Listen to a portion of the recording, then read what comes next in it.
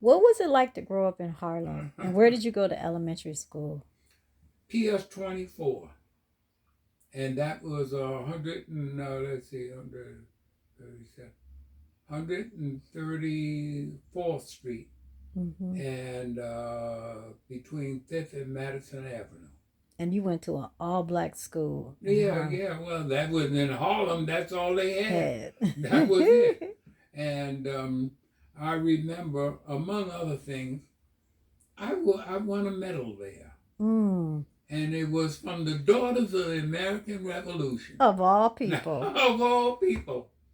And that was well, oh boy, oh boy, oh boy. And once again, from there I went to James Fenimore Cooper Mm, Junior High School on 116th Street. mm-hmm. Now, among other things, my brother went to Frederick Douglass, and that was 142nd Street, Okay. off of 7th Avenue. Mm-hmm. Now, among other things, I must tell you something about my brother, because to understand what Harlem was like, you would have to know my brother and the type of person he was. And this is Tommy. That's right. Mm-hmm. Tommy was a person who, like, when he was in Frederick Douglass, they had a problem with students coming in from outside into the building and like that, and they had hall monitors, Mm-hmm. and they would check up, and these were students. Mm-hmm.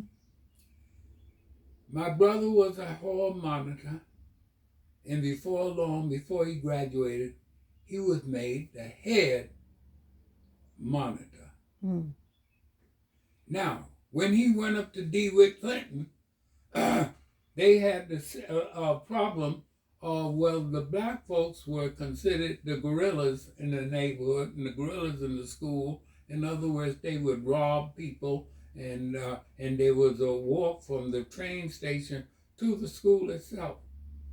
And there were crews of black folks who said they would come and they would rob you. Mm. And guess what?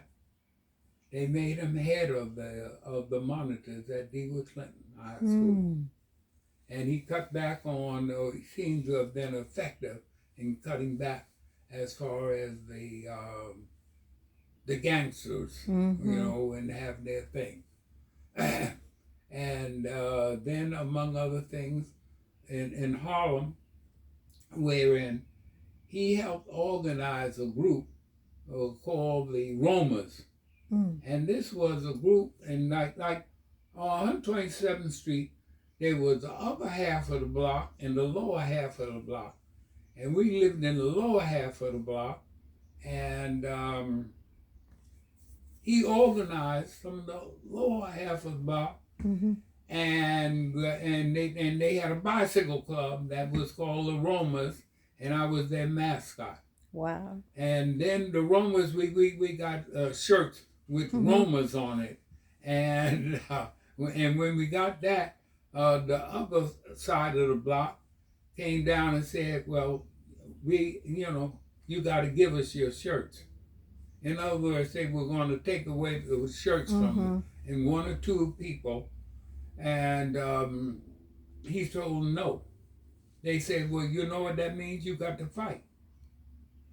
And he said, well, whatever's necessary. Mm-hmm. And I remember that Monday afternoon, we lived on the third floor, and he went down and he went out, and there was a ring of people outside, young folks, and he walked into the ring, and he fought, and finally they said, well, get out of here. Nobody messed with Tommy. That's right. Nobody messed with him. Yes. You see. And you were the younger brother. That's right. Right. How many years was it between y'all? 3. Okay. Yes. Yeah. You see, and well, he was a character unto himself. Even when he went into he was drafted in the Army. Mm-hmm.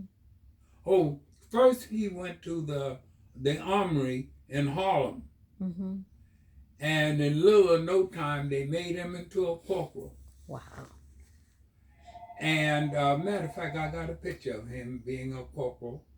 And then when he was drafted, he had to take the test for the draft.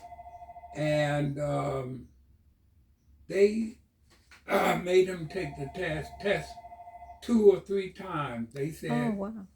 Yeah, because something was wrong, Mm-hmm. because your score was so high. High, You yeah. didn't, and so anyway, he was drafted, and then when he was drafted, they offered him, you can become an officer if you agree to stay in the service after a certain number of years after. Mm-hmm. Well, anyway, and he disagreed, and he was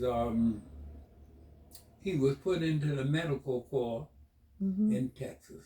Wow. Wow. Now, among other things, how this picture created other pictures. Once he was drafted, he sent money home to the Mm-hmm. family. Mm-hmm. Therefore, my mother was working in the Brooklyn Navy Yard. My father was working with the Transit Authority. And so there was 3 items by that time. Mm-hmm. And so therefore, when we purchased the property there, we certainly, Fred Stark knew what he was doing, or, Mm-hmm. you know, he said, well, we are lending you money because you got a backup. Mm-hmm. And you were good. You were a good investment. That's right. So I'm going to stop here and we're going to talk about Luby in the next one. Oh.